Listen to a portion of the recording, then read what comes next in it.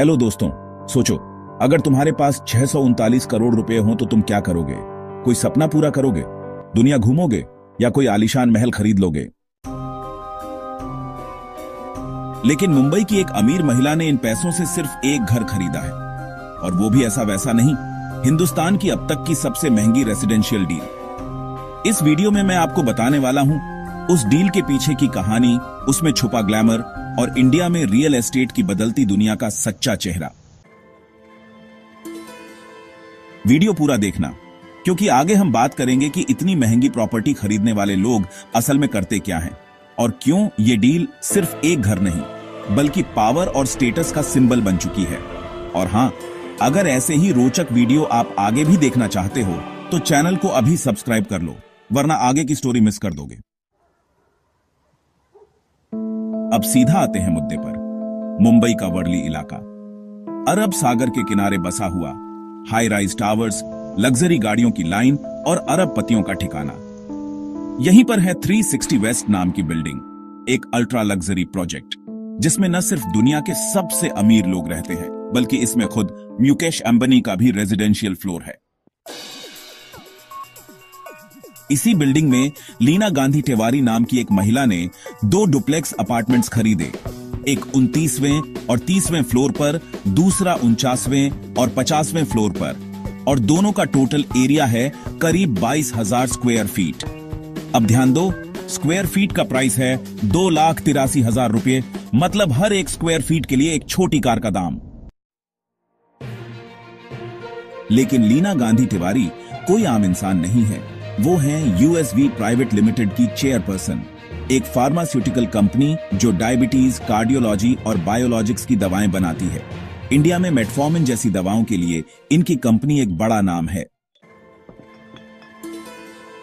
Forbes की 2024 report के मुताबिक लीना की नेटवर्थ करीब 24,000 करोड़ रुपए है। मतलब उनके लिए ये डील कुछ वैसी है जैसे हम एक अच्छी बाइक खरीदते हैं। लेकिन इस एक डील से कई सवाल खड़े होते हैं। क्या इंडिया में प्रॉपर्टी की कीमतें अब कन्वीनियंस से ज्यादा स्टेटस सिंबल बन चुकी हैं? क्या यह अमीरी का नया चेहरा है? और देखो, यह डील सिर्फ एक पर्सनल इन्वेस्टमेंट नहीं है, इसके पीछे एक बड़ा ट्रेंड चल रहा है, एसेट पार्किंग। अमीर लोग अब महंगी प्रॉपर्टी खरीदते हैं ताकि उनका पैसा सेफ जगह पार्क हो सके। रियल एस्टेट उनके लिए निवेश का एक तरीका है, ना कि रहने की जगह मात्र। 2023 में मुंबई में ही 25 से ज्यादा डील्स हुई जिनकी कीमत 100 करोड़ से ऊपर थी, और ज्यादातर डील्स एनआरआई बिजनेस फैमिलीज या फार्मा, टेक और फाइनेंस सेक्टर के दिग्गजों ने की। और अगर आपको लग रहा है कि ये तो सिर्फ अमीरों की बातें हैं, तो रुकिए, इससे आम आदमी भी प्रभावित होता है। जब हाई एंड एरिया में प्रॉपर्टी के दाम आसमान छूते हैं तो उसके आसपास के मिड सेगमेंट इलाकों में भी दाम बढ़ जाते हैं। इसका असर होता है किराए पर, ट्रैफिक पर और इंफ्रास्ट्रक्चर पर। यानी एक अमीर की डील हजारों मिडिल क्लास फैमिलीज के लिए चेन रिएक्शन शुरू कर देती है। अब जरा सोचिए, भारत जैसे देश में जहां एक तरफ करोड़ों लोगों के पास रहने के लिए ठीक ठाक घर तक नहीं है, वहीं दूसरी तरफ सिर्फ 2 फ्लोर के लिए 639 करोड़ की डील होती है। क्या ये एक सामाजिक असंतुलन नहीं दर्शाता?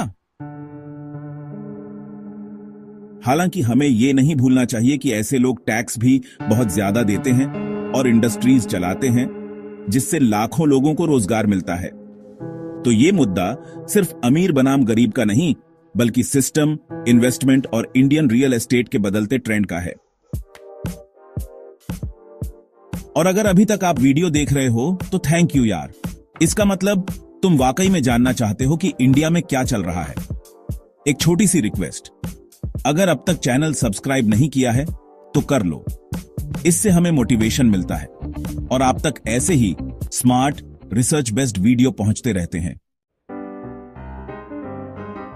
अब जाते जाते एक इंटरेस्टिंग फैक्ट, जिस बिल्डिंग में यह सबसे महंगा अपार्टमेंट बिका है, उसी बिल्डिंग में 2023 में एक और डील हुई थी Rs 73 करोड़ की।